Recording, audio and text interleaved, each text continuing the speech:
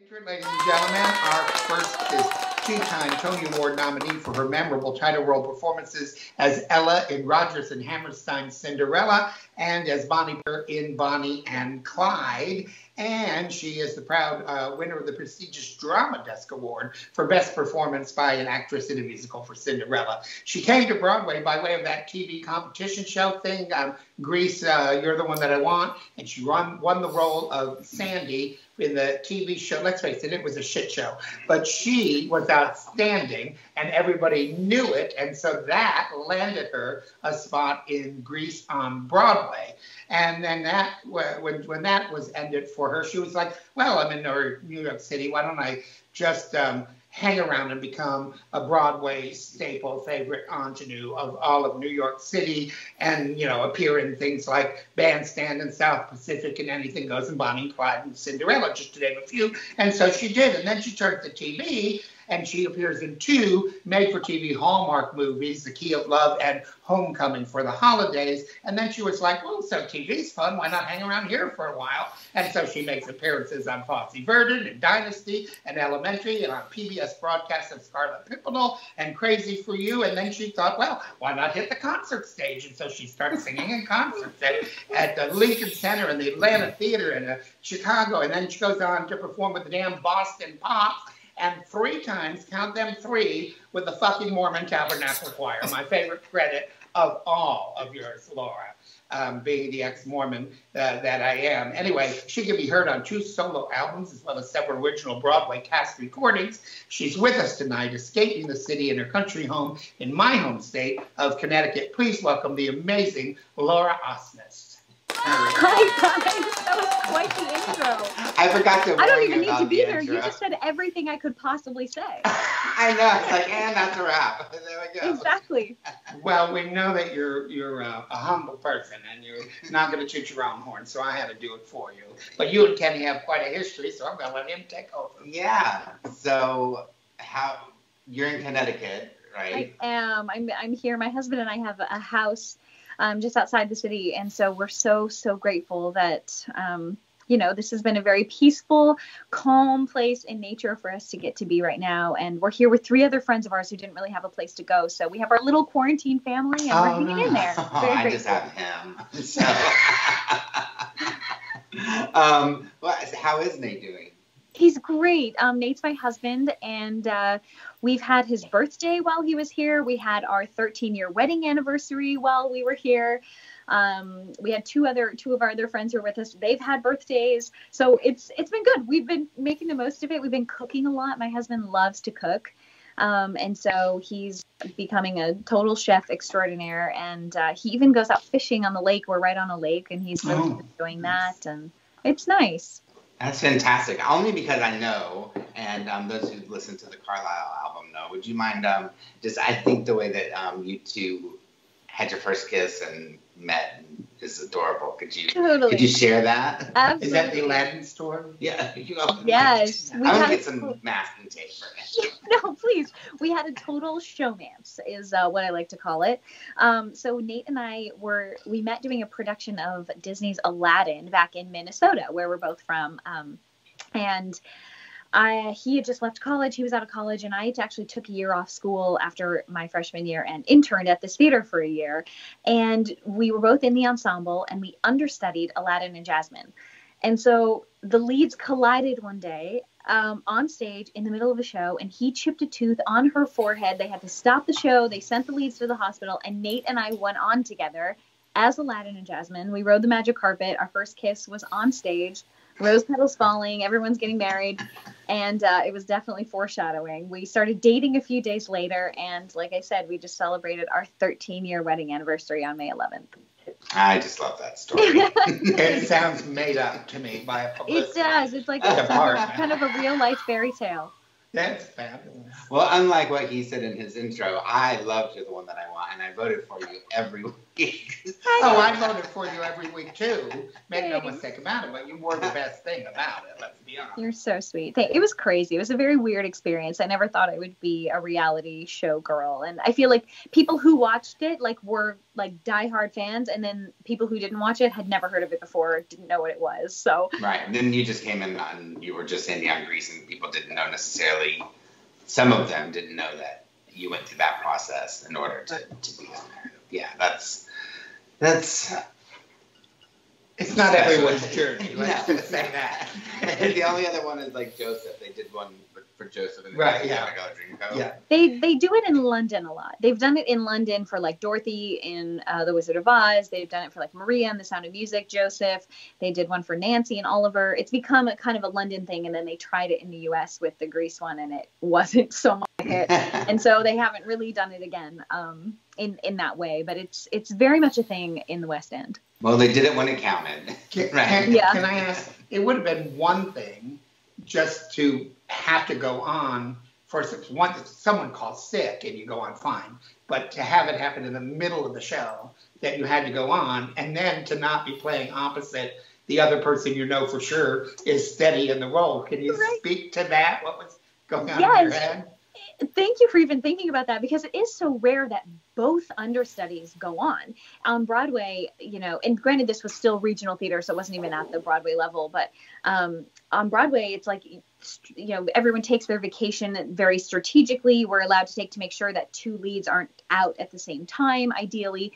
Granted, things happen and people get injured or people get food poisoning or, unsuspecting things. And sometimes it does happen, but it is very rare that both the leads would be out in the same performance. The good thing is that when you have understudy rehearsal, you rehearse with the other understudies. And as you're watching normal rehearsal, the two leads are in there practicing, and you're kind of practicing with the understudy. And so there was at least that element where it's Nate and I had at least kind of rehearsed together. Not much though, because as I said, it was regional theater, and on Broadway you have understudy rehearsals every week.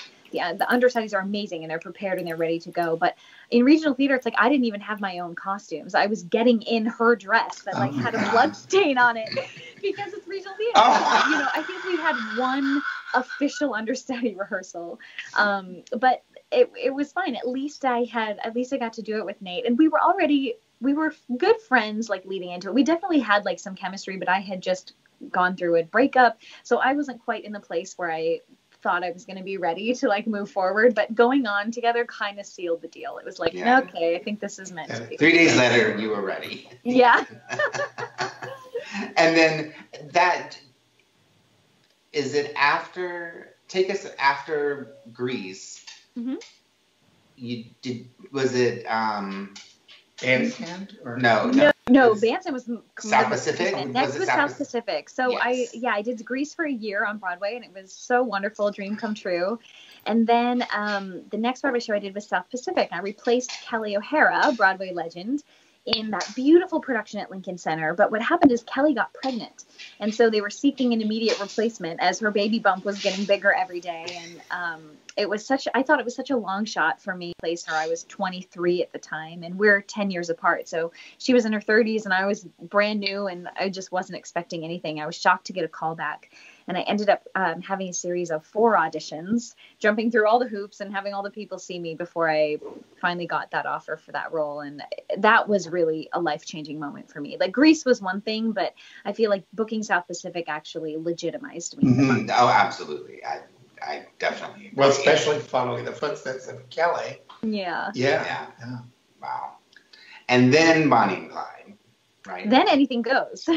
Oh, okay. We can't do dates. I was doing Bonnie and Clyde out of town in Florida, actually, at Oslo Rep. When I flew back to New York on a Monday to audition for Anything Goes, and found out I booked it that day. So I didn't have to jump through as many hoops that time.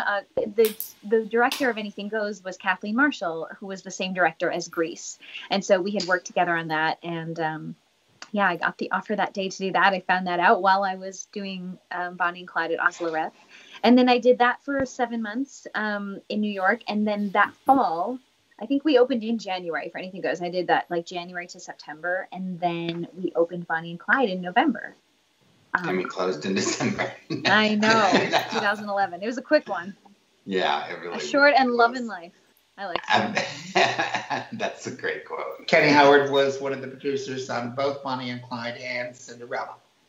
And the cast album for Bonnie and Clyde, which that day, every time I listen to it, I think of you guys, because they wouldn't let you in the same booths, and you wanted to have that kind of, so they'd put you in the booths next to each other, and you'd be reaching through the pane of glass, and not through it, but it was really Bonnie sweet. Clyde was a very like intimate show. Like I don't think I took my hands off Jeremy. If we ever were on stage together, it was always like touching each other in some way. So to suddenly be in an isolation booth, it was like with our minds on the hands of the windows, going like, oh, I miss you, I can't touch you. It's my dream to play Bonnie Parker opposite Jeremy Jordan. I mean, it's everybody's.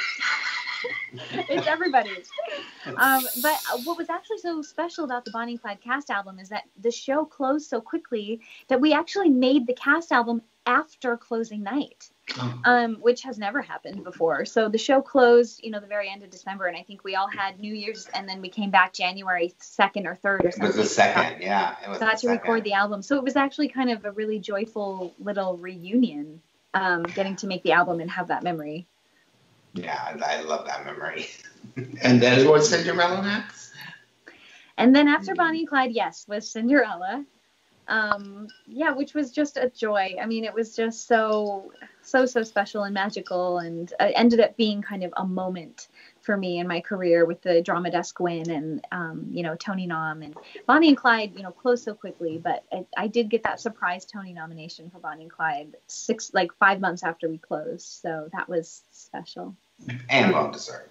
And you were doing Cinderella at the Broadway Theater, which is such a storied institution in itself and just a magnificent place to play. And that production was lush and amazing. I saw it twice. Oh, I mean, even I couldn't get over those tinfoil horns on the fairy godmother. I didn't understand what those were, but I still came back a second time to see you. Sure. Yeah, there were a lot of odes to the earth in that show. And our costume designer, William Ivy Long, envisioned her as being a butterfly, went from being a cocoon as Crazy Marie to a butterfly as the fairy godmother.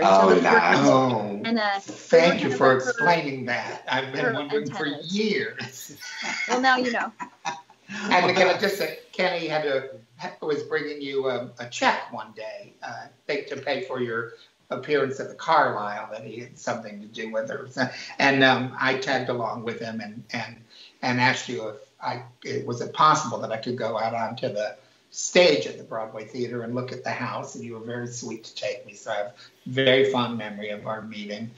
Good, thank you. And that theater it's so huge. That house is distinctly large compared to other Broadway theaters, and so it's kind of exciting to get to stand on that stage and speak to the crowd. What was because those costumes were so amazing for your transformations.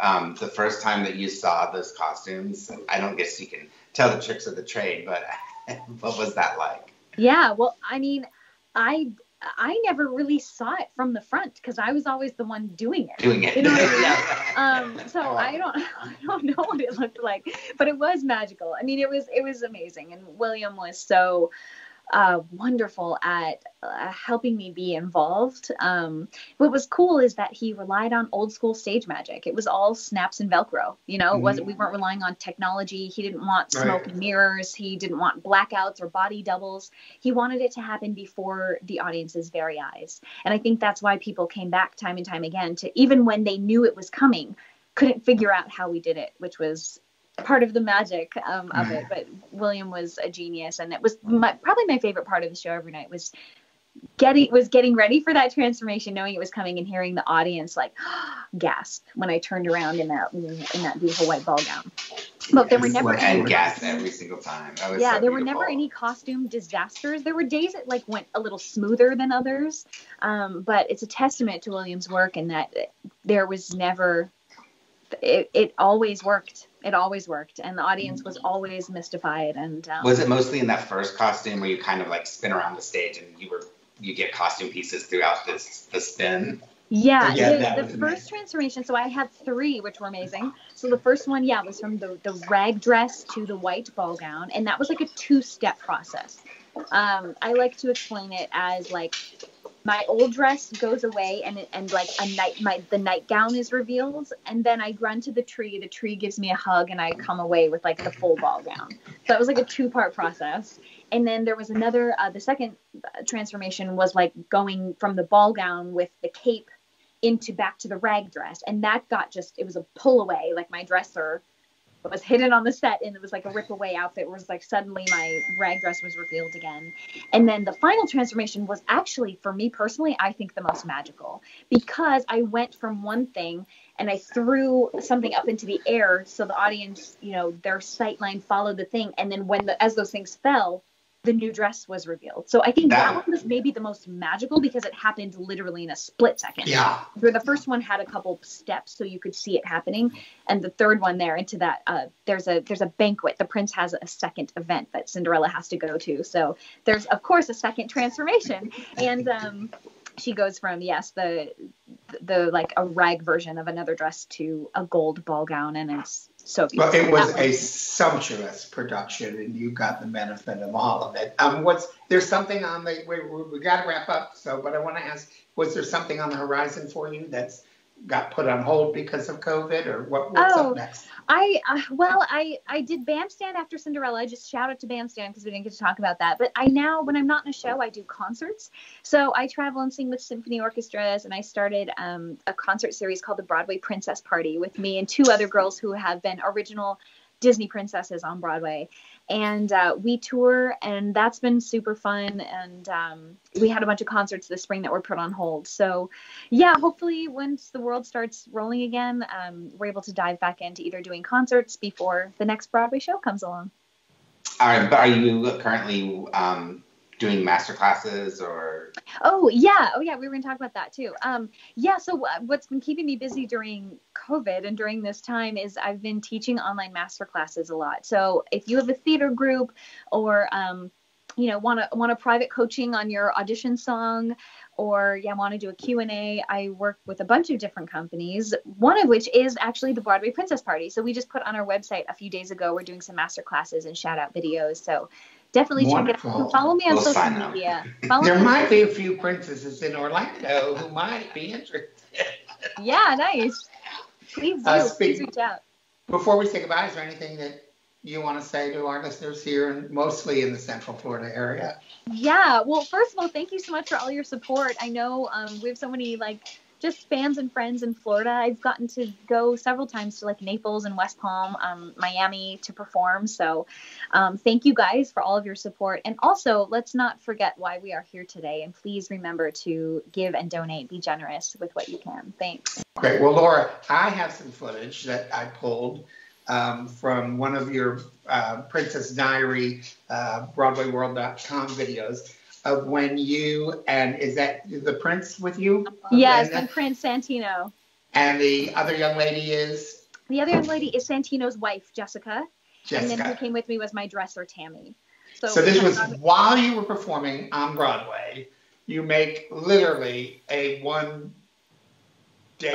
trip. Yep, we did a one-day trip on a Monday to Disney because Santino, my prince in Cinderella, is also the voice of Prince Hans in the movie Frozen, the Disney movie Frozen. So he's a real Disney prince as well as, a Rodgers and Hammerstein Cinderella's prince. So you arrive at 12:30 in the morning. You have a day at Disney. You go home on Tuesday morning to perform Tuesday night in Cinderella. That's it. We left Sunday after the matinee, and so we had 2 nights. Yeah, 2 nights in Florida. Well, we're going to say goodbye to you, and then we're going to show a few clips edited by Cesar de la Rosa from your Princess Diary, which I know our local folks are going to enjoy, of your visit to Disney to meet Cinderella while you were Cinderella. Thank you, guys.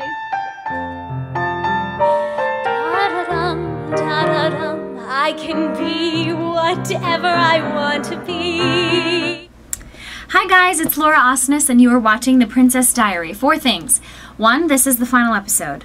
of The Princess Diaries Season 2. So I will miss you guys so much. It's been such a wonderful journey.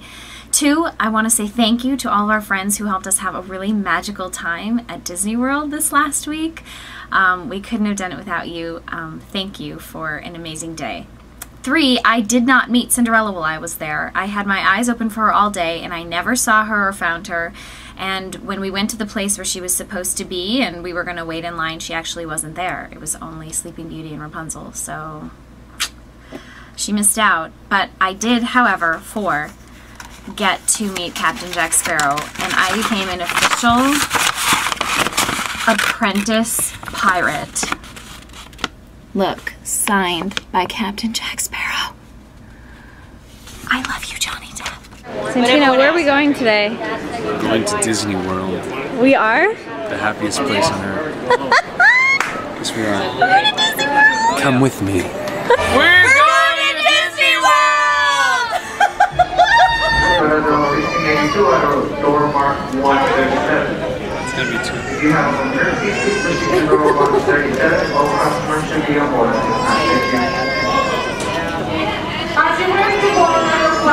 We need to have cover of every child on this aircraft. We just landed at the Orlando International Airport. It is, let's see, 12:20 a.m. in the morning on Sunday night. Here we flew in, and now we get to take Disney's Magical Express right to our hotel. Yes! We're in Epcot. We're visiting the world. We already visited France. We visited Japan, Morocco. The Aladdin and Jasmine show was showing, but we didn't have time to see it. Bummer. I wanted to meet that princess. Maybe we'll see her Magic Kingdom later. So here we are in Norway. This is my homeland of my people, the Osnes family. I've actually been to Norway, and there's a little town called Osnes that I've been to. So hey, it's kind of cool.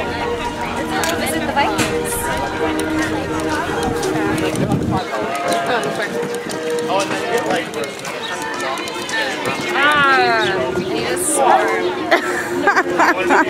I know how to say one thing in Norwegian.